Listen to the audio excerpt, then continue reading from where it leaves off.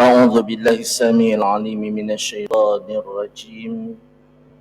بسم الله الرحمن الرحيم. السلام عليكم ورحمة الله وبركاته. الحمد لله والصلاة والسلام على رسول الله صلى الله عليه وسلم. قال الله تعالى في كتابه العزيز: أعوذ بالله من الشيطان الرجيم. بسم الله الرحمن الرحيم. يا أيها الذين آمنوا اتقوا الله حق تقاته ولا تموتن إلا وأنتم مسلمون. قال رسول الله صلى الله عليه وسلم: من يريد الله به خيرا يفقهه في الدين. رواه البخاري ومسلم. أما بعد، فيا أيها المسلمين والمسلمات، أوصي نفسي وإياكم بتقوى الله فقد فاز المتقون. اللهم صيبا نافعا، اللهم صيبا نافعا، اللهم صيبا نافعا. Ya Allah, Engkau turunkanlah kepada kami hujan yang sentiasa membawa manfaat dan rahmat-Mu, Ya Allah, kepada kami. Birahmatika ya arhamar rahimin. Yang berusaha, Tuan Pengerusi, Tuan-Tuan Imam, Tuan-Tuan Bilal, Tuan-Tuan Siap, para ahli jawatan kuasa Masjid Jami' Sultan Abdul Aziz Shah, para muslimin muslimat rahimakumullah. Alhamdulillah, marilah kita bersama-sama berusaha untuk mendalami ilmu-ilmu agama dengan cara yang terbaik yang telah diajarkan oleh baginda Nabi Muhammad sallallahu alaihi wasallam. Kerana sesungguhnya hanya dengan ilmu yang benar maka kita akan dapat mengikuti jalan yang benar dan kita akan sampai ke tempat yang benar dan kita akan bersama dengan orang-orang yang benar, insya-Allah. Muslimin muslimat rahimakumullah.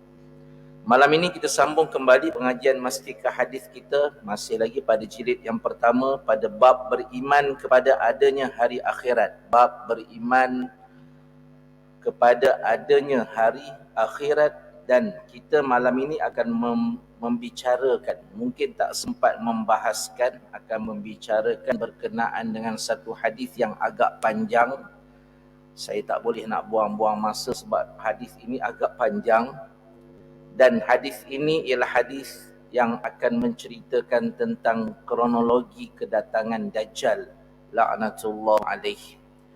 Jadi saya mungkin tidak akan membahaskan, kita baca sahaja, kemudian kita akan tutup dengan perbahasan yang ada di dalam Mastika Hadis. Mudah-mudahan sempatlah, insya-Allah.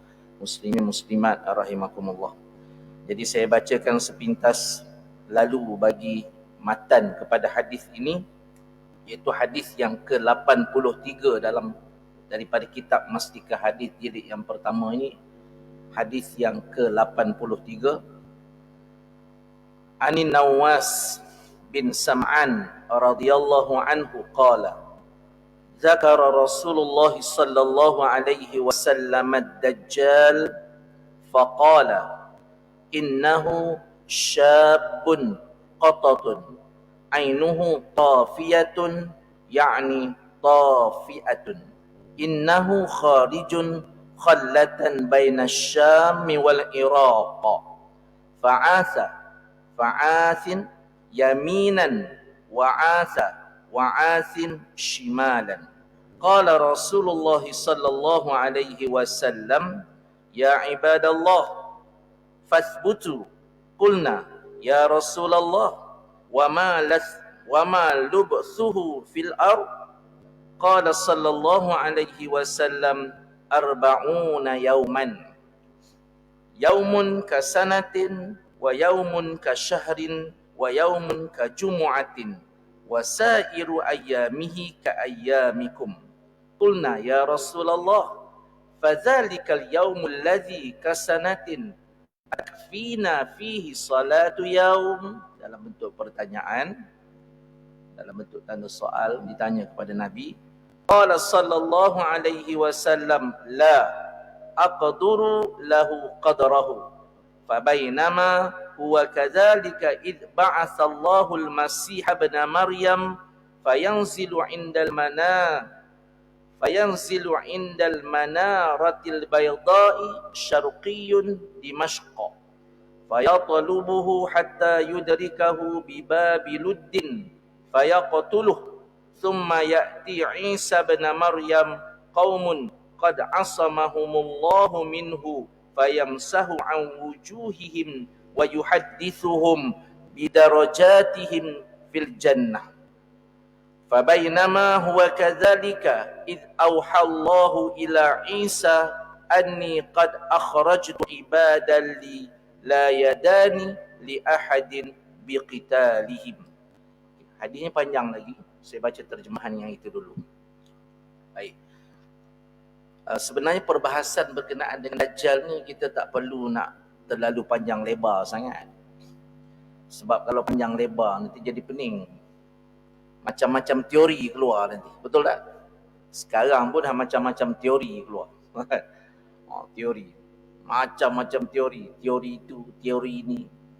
Dan masyarakat kita kadang-kadang kita tengok mereka sangat hebat dalam berteori. Tapi masjid tak penuh-penuh juga. Kan? Kita sebenarnya tak nak berteori. Sebenarnya untuk menghadapi Dajjal ni simple. Tak usah kita banyak.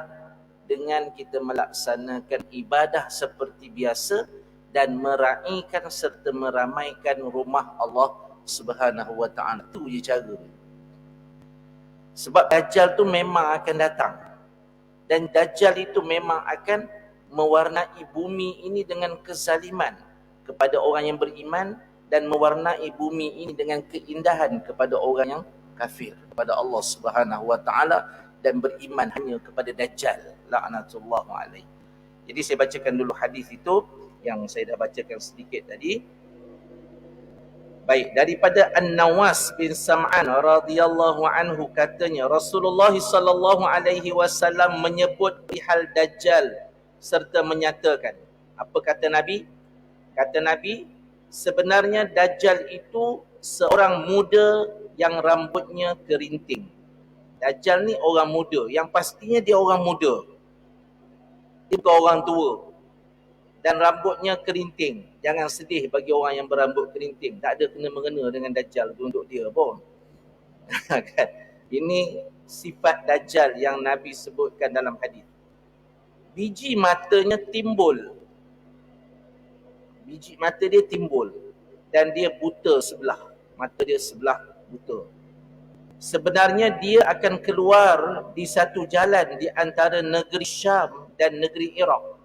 Dajjal ni maksud keluar tu mungkin maksud dikenali dia sebagai Dajjal di antara di satu jalan di antara negeri Syam dan negeri Iraq. Syam ni Syam yang ikut pahaman baginda Nabi Muhammad sallallahu alaihi wasallam. Bukan bumi Syam sekarang ni. Syam tu kan dulu luas kan. Syam tu dulu luas. Ikut sejarah lama punya Syam tu, ia sangat luas. Jadi Nabi tak bagi tahu tempat di mana Dajjal itu akan keluar. Cuma Nabi sebut secara umum. Sebab Nabi tak suruh pun kita cari mana jalan tu. Tak usah sibuk lah. Oh ni jalan dia. Bukan begitu kan. Banyak kerja lain lagi kita nak buat kan. Bukan itu yang Nabi ingin. Cuma Nabi bagi tahu. Allah bagi tahu Nabi dan Nabi bagi tahu kepada kita bahawa Dajjal itu akan timbul dari di satu jalan di antara Syam dan Iraq. Serta ia akan melakukan kerosakan di serata tempat yang ia sampai kepadanya dan ia akan melakukan kerosakan. Dia jahat. Mana-mana tempat yang dia sampai dia akan melakukan kerosakan. Yakni dengan menjadikan kampung orang yang menerima dakwaannya sebagai Tuhan mewah makmur. Siapa yang percaya kepada dia, kalau penduduk tempat tu, kawasan tu percaya kepada Dajjal, maka dia akan jadikan tempat itu sebagai tempat yang mewah dan makmur.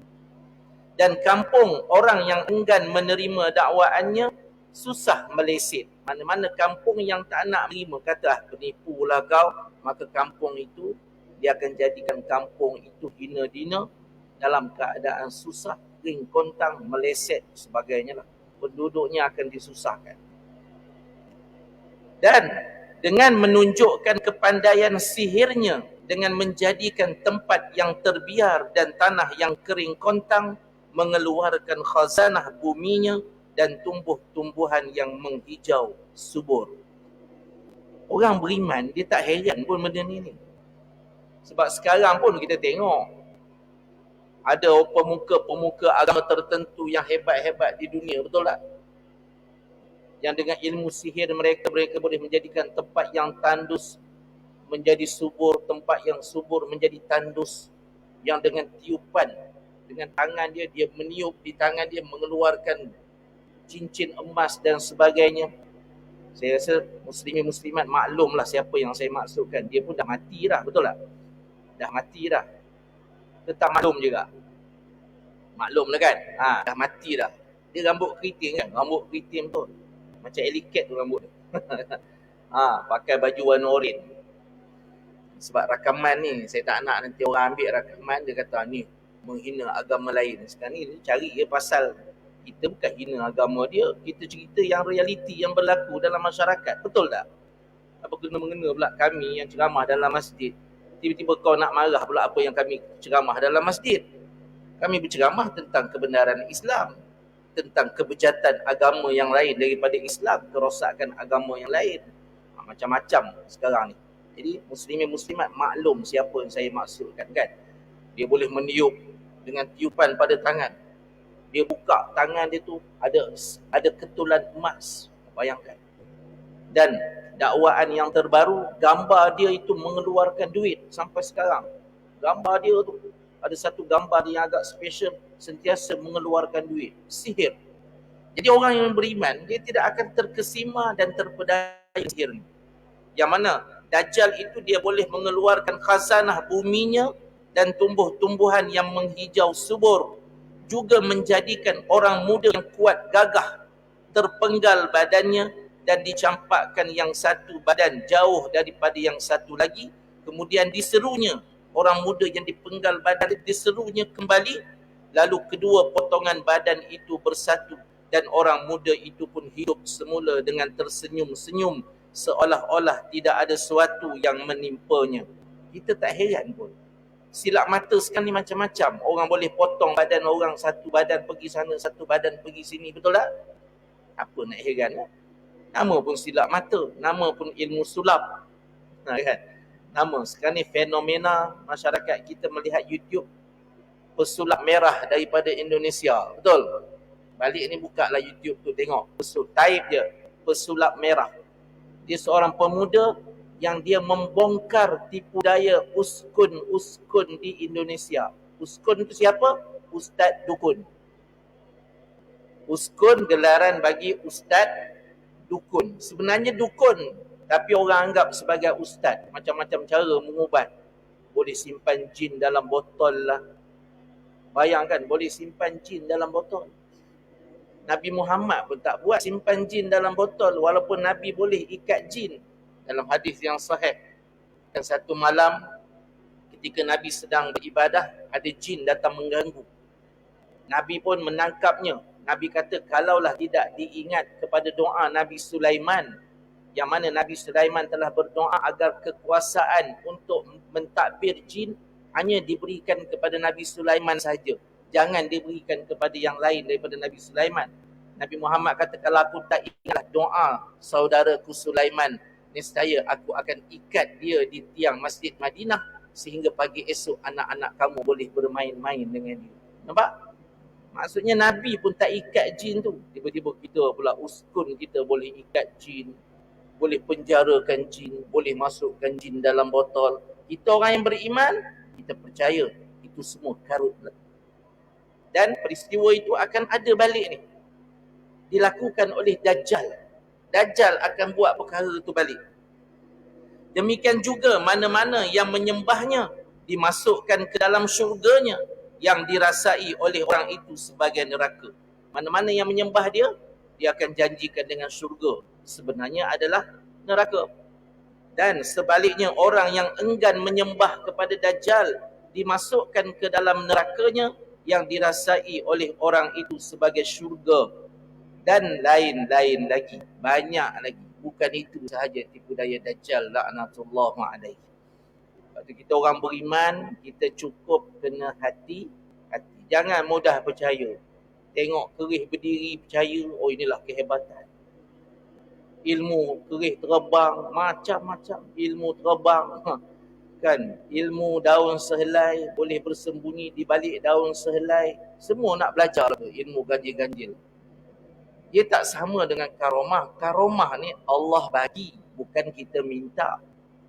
Ia berbeza dengan kita minta nak dapat karomah. Ya Allah, bagilah aku karomah. Tak adanya dapatnya karomah ni. Karomah ni Allah bagi kepada orang yang soleh. Bukan dia minta, tapi Allah bagi. Bagi pun bukan hari-hari dapat. Bagi pun pada waktu-waktu tertentu yang diperlukan. Betul lah? Macam juga kasyaf. Kasyaf tu Allah bagi kepada orang yang soleh. Tapi dia bukan hari-hari kasyaf. Umar Al-Khattab pun dalam riwayat 2 kali sahaja kasyaf seumur hidup. Betul? Umar Al-Khattab radhiyallahu anhu kasyaf 2 kali seumur hidup beliau sebagai orang yang beriman. Takkan kita pula hari-hari boleh kasyaf. Ini muslimin muslimat rahimakumullah. Baik, saya teruskan. Nabi SAW bersabda lagi. Nabi tambah lagi. Nabi kata apa? Wahai sekalian hamba Allah, setelah kamu mengetahui demikian, maka tetapkanlah iman kamu.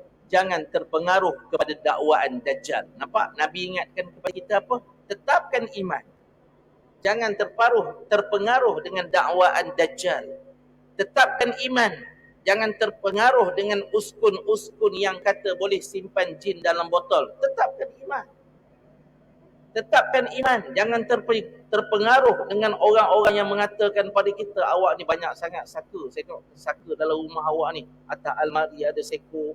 Kan, atas meja makan ada seko. Dekat 30 saka dalam rumah. Macam mana dia boleh nampak saka? Ini muslimin muslimat rahimakumullah. Lepas kita kata apa? Dia ada mata apa ni? Indera ke-6 ustaz. Sebab tu dia nampak ngarut je. Sebenarnya orang yang selalu nampak hantu ni, dia perlu diruqyah. Yang selalu nampak hantu. Nabi tak nampak setan tu hari-hari. Dia nampak setan hari-hari. Dia perlu diruqyah. Dia sedang sakit. Tapi di dalam masyarakat kita, orang begini kita anggap sebagai apa? Orang yang istimewa. Ada deria ke-6. Betul tak? Itu yang berlaku dalam masyarakat. Lepas tu Nabi ingatkan kita di sini. Nabi kata apa? Tetapkanlah iman kamu, wahai sekalian hamba Allah. Dan jangan kamu terpengaruh dengan tipu daya Dajjal. Kemudian para sahabat pun bertanya kepada Rasulullah. Para sahabat bertanya, Ya Rasulullah, berapa lama Dajjal itu akan bermaharajalela di bumi? Berapa lama? Nabi pun menjawab. Nabi kata, baginda sallallahu alaihi wasallam menjawab, 40 hari. Tak lama. Dajjal, dia akan bergentayangan di muka bumi. Dia akan buat onar atas muka bumi ini hanya selama 40 hari. Nabi pun terangkan lagi. Nabi kata hari yang pertama panjangnya seperti setahun. Subhanallah. Hari yang pertama panjangnya seperti setahun. Macam mana keadaan tu? Wallahu. Siapa yang akan menghadapi keadaan tu pun wallahu a'lam. Orang beriman mana yang akan bertemu dengan Dajjal ni? Wallahu a'lam. Doa-doalah mudah-mudahan kita selamat. Tapi jangan risau. Kita selamat pun, anak kita, cucu cicit kita tetap akan bertemu dengan Dajjal. Betul? Itulah hakikatnya. Kalau panjang umur mereka, betul lah? Akan bertemu dengan Dajjal. Jadi Nabi kata panjang hari pertama itu seperti setahun. Dan hari yang kedua panjangnya seperti sebulan. Dan hari yang ketiga panjangnya seperti seminggu. Manakala hari-hari yang lain seperti hari-hari kamu yang biasa. Nampak? Tu, lama lah tu. Kan? Masa tu jadi lama. Baik. Kami bertanya lagi. Para sahabat bertanya lagi. Ya Rasulullah, jika demikian, hari yang panjangnya seperti setahun itu, misalnya, cukupkah kami mengerjakan padanya salat untuk sehari? Ya Rasulullah, hari yang Tuan kata satu hari panjangnya setahun tu, cukup ke kami solat tu sehari je? Sebab panjang masanya setahun, tapi sehari je. Dia cukup ke solat sehari? Nabi jawab apa? Baginda SAW menjawab, tak, tidak. Tetapi kirakanlah masa untuk mengerjakan solat itu sekadar masa yang biasa kamu lakukan. Maksudnya, hari itu panjangnya setahun, maka kitaran waktu untuk solat tu kamu solat macam biasa lah. Kan? Kitaran waktu untuk solat tu kamu solat macam biasa. Kerana panjang masa itu sehari ialah setahun. Maka kitaran solat tu solat macam biasa. Itu jawapan Nabi SAW. Baginda SAW menerangkan lagi. Semasa Dajjal itu bermaharajalela, Allah hantar turun Nabi Isa Al-Masih, anak Maryam. Lalu ia turun berhampiran dengan menara putih yang letaknya di timur bandar Damsyik. Tak suruh carilah tuan-tuan. Itu serahkan kepada Allah Subhanahu wa ta'ala, kan. Ada menara, ada orang tunjuk menara tu di mana. Ada buku dia tunjuk inilah menaranya. Kan? Yang menara yang Nabi Isa alaihi salam akan turun. Kalau dalam hadis lain yang sahih, Nabi Isa akan turun dengan berpaut pada sayap malaikat. Wallahu a'lam macam mana. Jangan duk bayang dalam kepala otak macam mana. Nabi Isa akan turun, jangan pula duk nampak macam Nabi Isa naik mengenderai burung Garuda macam filem Melayu lama, burung Garuda tu. Ataupun tuan-tuan yang selalu tengok The Lord of the Ring, jangan nampak macam geng-geng Hobbit tu naik burung helang tu, jangan bayang begitu pula, kan. Jangan. Cukup sekadar kita disebut dalam hadis Nabi Isa alaihi salam akan turun ke bumi dengan berpaut pada sayap malaikat. Dan beliau, yakni Nabi Isa alaihi salam, akan turun di menara putih yang letaknya di timur bandar Damsyik. Maka Nabi Isa pun mengejar Dajjal. Nabi Isa bila turun, tugasan pertama Nabi Isa alaihi salam ialah mengejar Dajjal sehingga dapat menawannya di pintu qaryah yang bernama Lud. Pun tak usah duk carilah, cukup setakat tu, kisahnya begitu. Kronologi dia nak menunjukkan Dajjal ni bukan hebat mana pun. Kalau hebat, dia boleh lawan lah Nabi Isa, boleh? Betul? Dia tak boleh nak lawan Nabi Isa. Nabi Isa akan kejar dia, dan tentera-tentera Nabi Isa akan kejar Dajjal sehingga ke satu tempat dan berhadapan dengan qaryah yang bernama Lud, di pintu yang bernama Lud. Lalu membunuhnya. Mati ya? Habis cerita Dajjal. 40 hari ya dia berkuasa. Tapi 40 hari tu memang cacar marbah habis ya. Dunia ni porak-peranda habis. Tapi itu baru slot yang pertama. Dia ada slot yang kedua pada hadis ni. Ada slot yang kedua. Itu baru slot yang pertama. Setelah itu datanglah suatu kaum yang Allah selamatkan daripada bencana Dajjal itu menghadap Nabi Isa alaihi salam. Lalu Nabi Isa hapuskan kesan kedukaan dan kesedihan daripada air muka mereka dengan menyatakan bahawa Dajjal telah pun dibunuh, serta menggembirakan mereka dengan darjat-darjat kedudukan mereka di dalam syurga. Masya Allah. Bila Dajjal dibunuh, akan datang satu kaum bertemu dengan Nabi Isa, dan kaum itu punyalah teruk dihina dan dizalimi oleh Dajjal sehingga terkesan pada wajah mereka. Bila bertemu dengan Nabi Isa alaihi salam, Nabi Isa dengan Nabi dapat apa? Mukjizat.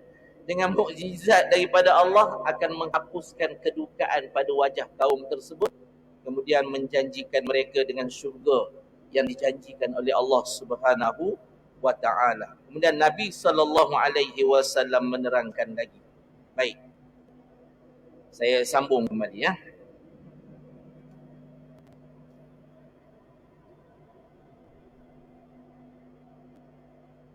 Faharir ibadi ila tur wa yab'athullah. Baik. Kemudian Nabi pun menyambung lagi. Nabi kata apa? Kadzalika fabainama huwa kadzalika id auhallahu ila Isa anni qad akhrajtu ibadan li la yadani li ahadin biqitalihim. Kemudian Allah Subhanahu bahawa semasa Nabi Isa sedang menerangkan perkara-perkara yang menggembirakan mereka. Nabi Isa sedang menerangkan perkara-perkara yang menggembirakan kaum tadi itu, yang dizalimi oleh Dajjal tadi. Sedang Nabi Isa duduk menerangkan dan memberitakan kegembiraan syurga kepada mereka. Allah wahyukan kepada Nabi Isa dengan firman-Nya. Allah pun wahyukan kepada Nabi Isa dengan firman-Nya. Ini masuk slot kegerunan yang kedua.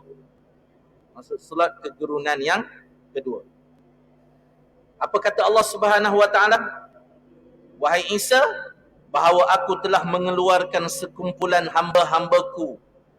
Siapa hamba-hamba itu? Ya'juj dan Ma'juj, yang tidak ada daya upaya bagi sesiapa pun di atas muka bumi ini untuk memerangi mereka. Jelas kan? Muslimin muslimat rahimakumullah. Bayangkan. Allah kata kepada Nabi Isa, wahai Isa, aku telah pun membebaskan hamba-hambaku, yakni Ya'juj dan Ma'juj, dan mereka ni tak ada siapa pun yang boleh memerangi mereka. Punya hebat makhluk ni. Yang bernama Ya'juj dan Ma'juj. Wallahu alam Ya'juj dan Ma'juj tu macam mana. Kemudian wa yab'atsullahu Ya'juj wa Ma'juj wa hum min kulli hadabin yansidun. Itu ayat Al-Quran. Wa yuhsaru nabiyullahi Isa wa ashabuhu hatta yakuna ra'sus thawri li ahadihim khairan min mi'ati dinarin li ahadikumul yaum. Baik. Kemudian Allah kata pada Isa, aku akan telah pun membebaskan hamba-hambaku, yang mana mereka ni adalah Ya'juj dan Ma'juj. Tidak ada satu manusia pun, satu makhluk pun yang boleh mengalahkan mereka.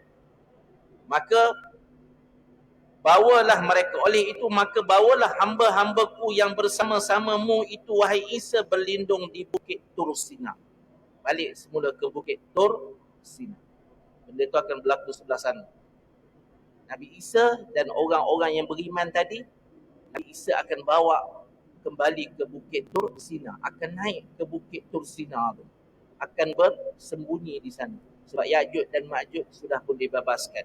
Ya'juj dan Ma'juj ni kita maklum, tidak ada tempat yang selamat bila mereka datang. Kemudian, dan Allah keluarkan Ya'juj dan Ma'juj, dan mereka pun meluru turun daripada tiap-tiap tempat yang tinggi. Nabi Isa dan pengikut-pengikutnya pun terkepung lama di bukit itu, sehingga kepala lembu menjadi lebih berharga dan lebih baik kepada mereka daripada 100 dinar kepada seorang kamu sekarang. Muslimin muslimat rahimakumullah. Saya rujuk. 1 dinar sekarang ni harganya RM1,172. Pada ketika datangnya Ya'juj dan Ma'juj, tidak ada makanan, sehingga kepala lembu harganya seperti 100 dinar. Kalau dikira dengan duit sekarang, 117,200. Satu kepala lembu. Tuan-tuan dah beli kepala lembu baru ni masa bulan Ramadan. Pada bulan Ramadan lah. Tengok kepala lembu masa bulan Korban kan. Kepala lembu saya tak tahu berapa harga. Saya tak pernah beli kepala lembu kan. Allahu'alam, mungkin 400-500 kot, 200-300 kot kan? Bayangkan, pada waktu itu tak ada makanan sehingga kepala lembu berharga 100 dinar. Untuk duit sekarang lebih kurang 117,000. Muslimin muslimat rahimakumullah. Dan maksudnya apa? Simpan emas banyak-banyak pun tak ada guna. Betul tak? Sekarang kan orang sibuk suruh simpan emas, betul tak? Simpan emas, jangan simpan duit. Habis yang kita bayar dengan dia bukan duit ke? Dia suruh simpan emas. Kan kita bayar dengan duit, betul tak? Sebenarnya bukannya simpan emas, simpan duit, simpan makanan tu penyelesaian utama. Penyelesaian utama ialah iman. Sebab kalau kita mati kelaparan, mati dalam iman, selamat dah? Selamat. Kalau kau mati dalam kekenyangan, tapi mati bukan dalam iman, selamat tak? Tak selamat. Emas kau banyak, kau mati, tapi kau tidak beriman, selamat tak? Tak selamat. Emas kau banyak, kau mati dalam keadaan beriman, selamat tak? Selamat. Bukan emas tu menyelamatkan kau, iman tu yang menyelamatkan kau. Sebab tu hadis tadi pun Nabi dah kata, jaga iman kamu, jangan terpedaya dengan dakwaan Dajjal. Macam ni juga, jaga iman kamu. Jangan terpedaya sangat dengan dakwaan teori macam-macam. Teori Yahudi, teori, kita fahamlah teori-teori itu benda memang ada, tetapi dunia tetap akan menuju ke arah kehancuran dan umat Islam akan sampai kepada final untuk dizalimi oleh orang kafir. Betul tak? Itu hakikatnya. Kita nak hadap tu macam mana? Iman. Maka hadis ni bagi tahu kita. Jalan ceritanya, hadis dah bagi tahu. Baik. Kemudian apabila dibawa ke Bukit Tur Sina itu, fayarghabu Nabiyullah Isa wa ashabuhu fayursilullahu alaihimun naghafa fi riqabihim wa yusihuna farsa kamauti nafsin wahidah thumma yahbitu Nabiyullah Isa wa ashabuhu ilal ardi fala yajiduna fil ardi mawdi'a shibrin illa mala'ahu sahamuhum wa natnuhum fayarghabu Nabiyullah wa ashabuhu ilallah fayursilullahu tayran ka'anaqil bukhti fatahmiluhum fatatrahuhum haitsu sya'allah thumma yursilullahu mataran la yakunnu minhu baitu madarin wala wabarin fayawsilul arda hatta yatrukaha kazzalafati thumma yuqalu lil ardi in buti samaratika wa ruddi barakatika. Panjang lagi tuan-tuan hadis ni. Habis. Baik, saya baca terjemahan dulu Okay, maksudnya apabila Ya'juj dan Ma'juj turun, kemudian Nabi Isa membawa seluruh umat Islam ke Bukit Tur Sina dan Allah keluarkan Ya'juj dan Ma'juj dan mereka pun meluru turun daripada tiap-tiap tempat yang tinggi. Nabi Isa dan pengikut-pengikutnya pun terkepung lama di bukit itu. Sehingga makanan kurang. Dan kepala lembu tadi lebih berharga daripada 100 dinar. Bayangkan. Kemudian lalu Nabi Isa dan pengikut-pengikutnya merayu berdoa kepada Allah. Nabi Isa dan pengikut-pengikutnya berdoa kepada Allah supaya membinasakan musuh mereka, yakni Ya'juj dan Ma'juj. Tak boleh turun daripada bukit. Di bawah bukit tu penuh dengan Ya'juj dan Ma'juj. Maka Allah Subhanahu wa taala hantarkan ulat-ulat menyerang batang leher Ya'juj dan Ma'juj itu. Subhanallah. Macam mana ulatnya? Wallahu a'lam. Kita tengoklah dalam setiap hukuman Allah kepada makhluk-makhluk yang zalim, selalunya Allah akan hantarkan binatang yang paling lemah. Betul tak? Binatang yang paling lemah. Ada yang Allah hantarkan nyamuk, ada yang Allah hantarkan burung kecil, burung ababil. Ababil tu bukan besar, burung tu kecil je. Sebab batu yang dia bawa bukannya besar mana pun, batu kecil je. Tapi batu daripada neraka. Kan? Batu daripada neraka. Kemudian Allah Subhanahu wa taala utuskan pada Ya'juj dan Ma'juj itu ulat-ulat. Mereka pun mati bergelimpangan dengan seretak seperti matinya satu jiwa. Masya Allah, kekuasaan Allah. Sebanyak-banyak Ya'juj dan Ma'juj, sehebat-hebat Ya'juj dan Ma'juj tu, Allah hantarkan ulat dan ulat itu memakan batang leher mereka dan mereka mati bergelimpangan seperti satu nyawa. Serentak habis semua mati. Kemudian Nabi Isa dan pengikut-pengikutnya turun daripada bukit itu. Lalu mereka dapati tidak ada barang sejengkal pun di bumi melainkan penuh dengan bau hapak dan busuk disebabkan bangkai Ya'juj dan Ma'juj itu. Maka Nabi Isa dan pengikut-pengikutnya merayu lagi kepada Allah, berdoa lagi kepada Allah. Lalu Allah Ta'ala hantarkan kumpulan burung yang batang lehernya seperti batang leher unta. Burung apa muslimin muslimat batang leher macam batang leher unta? Rasa macam tak pernah tengok lagi. Burung kasuari pun kecil lagi batang lehernya Ustaz. Ke besar? Kecil kan? Wallahu alam burung apa. Kan? Entah ke burung zaman prasejarah ke, wallahu alam, tak tahu. Tapi kekuasaan Allah, kehebatan Allah, Allah antarkan burung-burung yang batang lehernya seperti batang leher unta. Maka hanya burung ni saja yang boleh selamat daripada virus-virus yang ada pada Ya'juj dan Ma'juj. Bayangkan kekuasaan Allah. Maka kumpulan burung itu pun mengangkut serta mencampakkan bangkai-bangkai itu ke tempat yang dikehendaki Allah. Kemudian Allah Ta'ala turunkan hujan lebat yang sebarang bangunan tidak dapat menahan airnya daripada meliputi serta mencuci muka bumi sehingga menjadi bersih dan rata seperti cermin. Bayangkan, Allah turunkan hujan lebat nak cuci kawasan tu daripada bangkai-bangkai, daripada kesan-kesan darah Ya'juj dan Ma'juj tadi. Ada yang menyebut begitu. Saya pun tak berani nak sebut darah. Kita pun tak tahu makhluk Ya'juj dan Ma'juj ni macam mana. Ada darah ke tidak? Wallahu a'lam. Tak tahu macam mana. Tapi ada penceramah dia sebut begitu.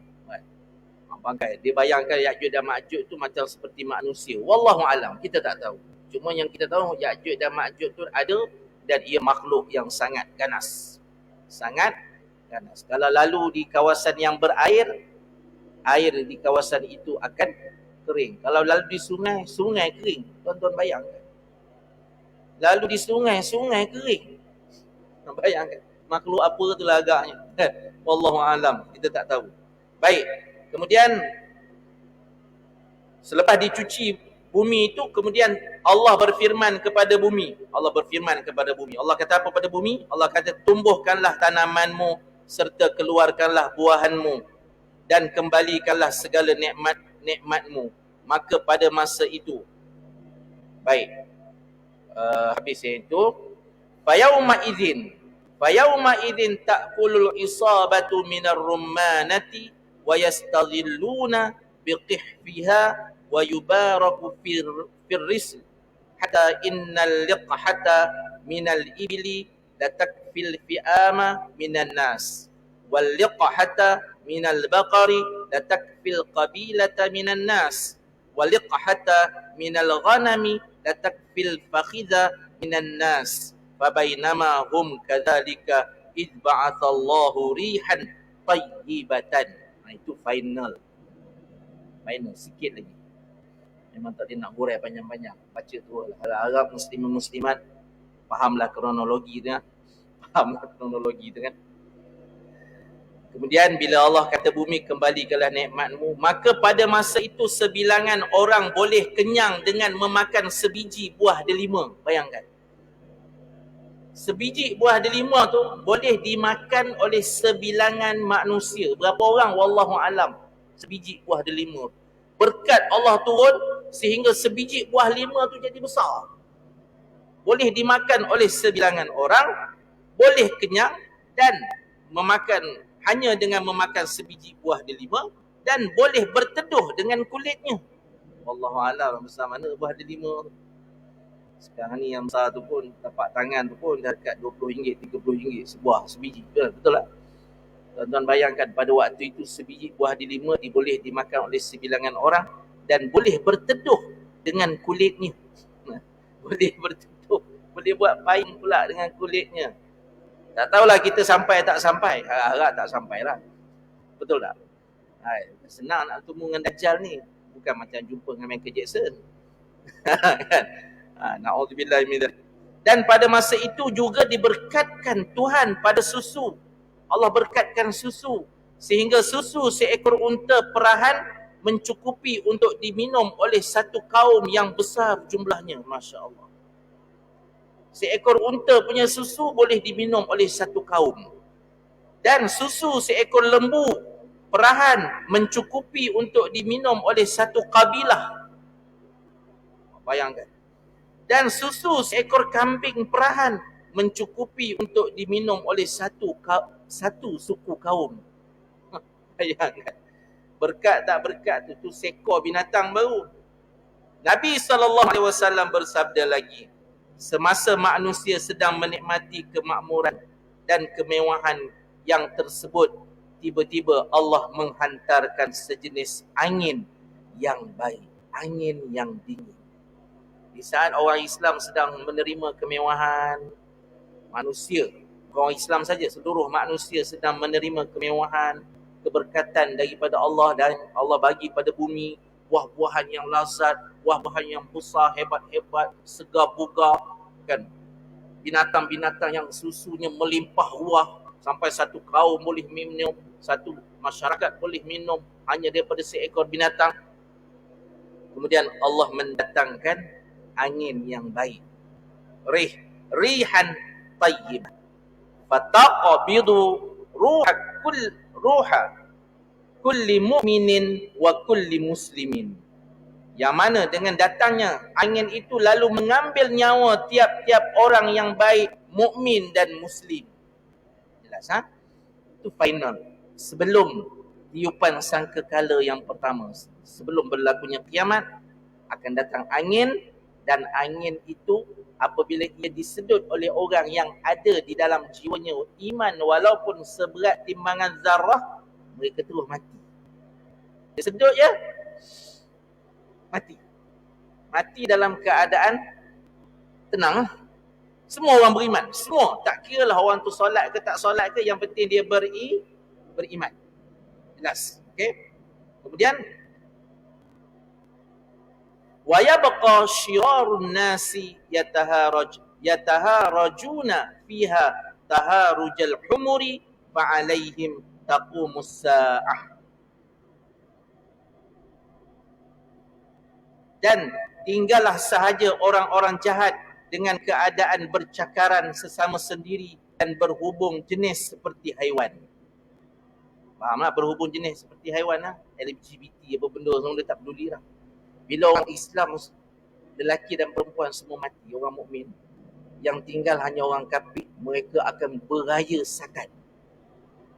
Mereka akan beraya sakat. Yalah, orang Islam semua mati, harta semua jadi milik mereka belaka. Seronok mereka. Wih, orang Islam semua mati, tinggal kita je. Mereka akan meraihkan sehingga mereka melakukan perbuatan yang zalim, saling berhubungan jenis seperti haiwan. Bayangkan, macam tu sekali keadaan. Wa fi riwayatin thumma yursilullahu rihan baridatan min qibali syami fala yabqa ala wajhil ardi ahadun fi qalbihi mithqalu dzarratin min khairin aw imanin illa qabadathu. Ataupun maka pada zaman mereka inilah berlakunya hari kiamat. Okey, berlaku hari kiamat ketika tinggal orang kafir saja. Dan sedikit lagi saya sambung.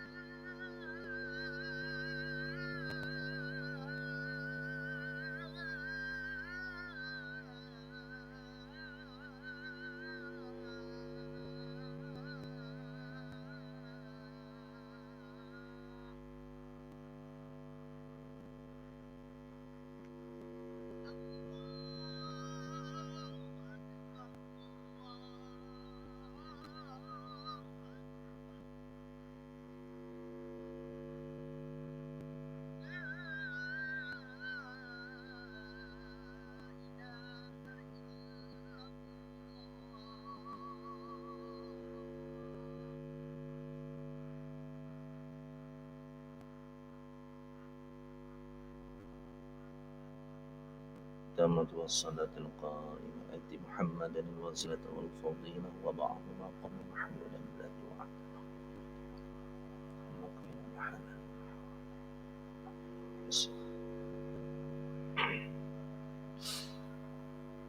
Jangan lupa untuk membacakan selawat selesai pada azan, kemudian membaca doa selesai azan, seterusnya membaca apa-apa doa kerana ia adalah waktu mustajab doa. Baik, kita teruskan. Dan pada satu riwayat lagi yang lain, kemudian Allah menghantarkan sejenis angin yang sejuk. Ketika semua manusia termasuk orang beriman sedang menikmati kebahagiaan di bawah pentadbiran Nabi Isa alaihi salam tu,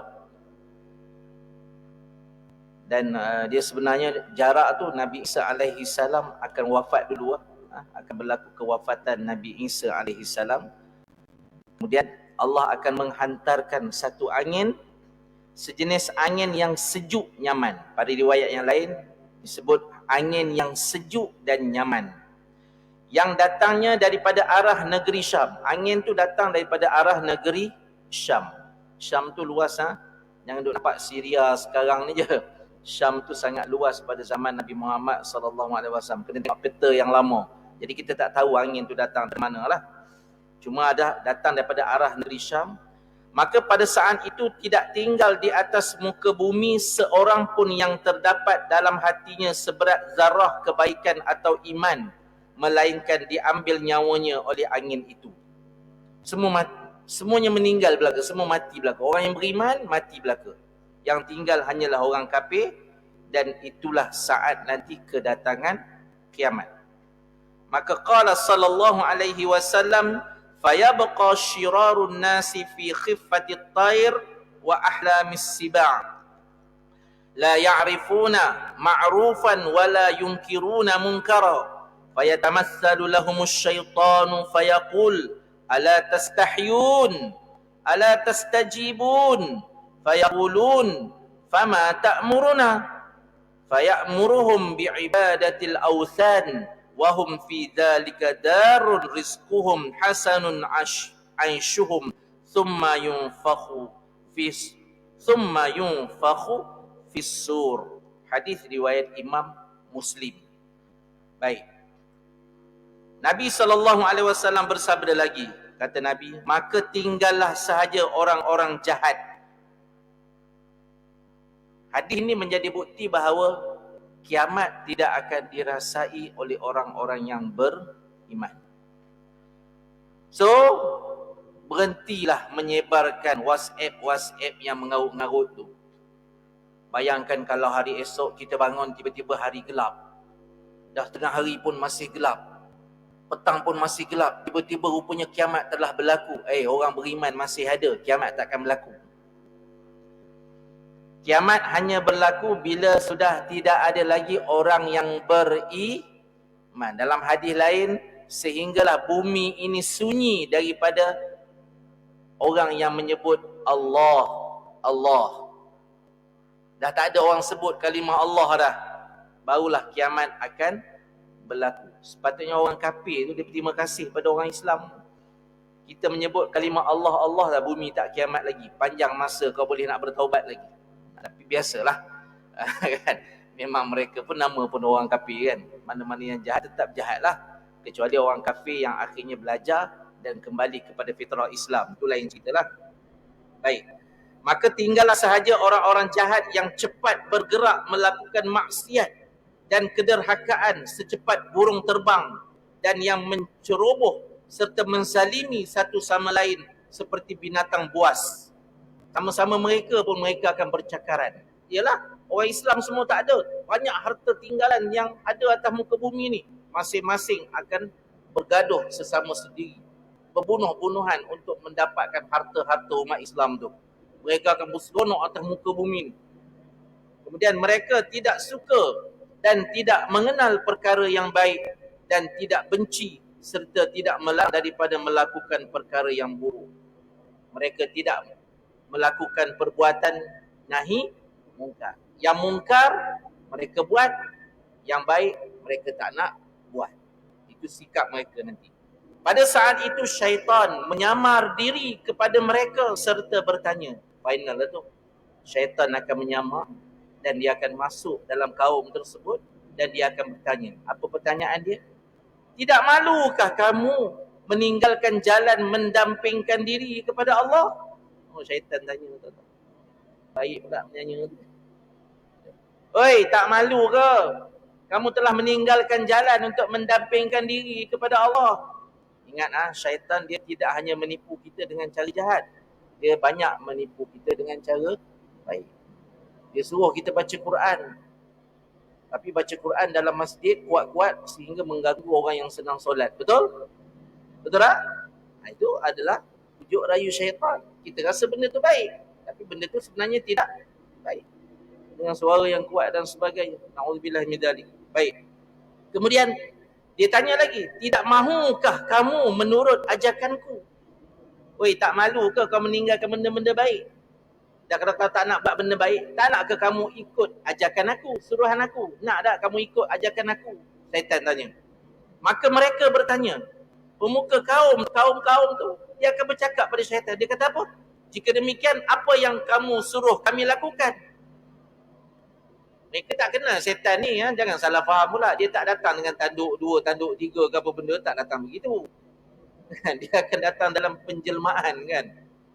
Jadi mereka akan tanya, kaum ni akan tanya pada setan tu balik. Habis tu kau nak suruh kami buat apa? Syaitan pun menyuruh mereka menyembah berhala. Syaitan kata, kalau macam tu mari kita sembah berhala.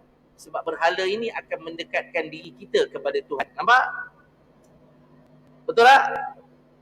Seruan sekarang pun banyak begitu, betul? Mari kita sembah kepada tangkal. Tangkal ini yang akan mendekatkan diri kita kepada Tuhan. Mari kita minta kepada orang mati. Orang mati ini akan mendekatkan diri kita kepada Tuhan. Betul tak? Sekarang begitu? Ni. Syaitan kata kalau macam tu mari kita menyembah berhala untuk mendampingkan diri mereka dengan Tuhan. Kononnya mereka menerima ajakan syaitan.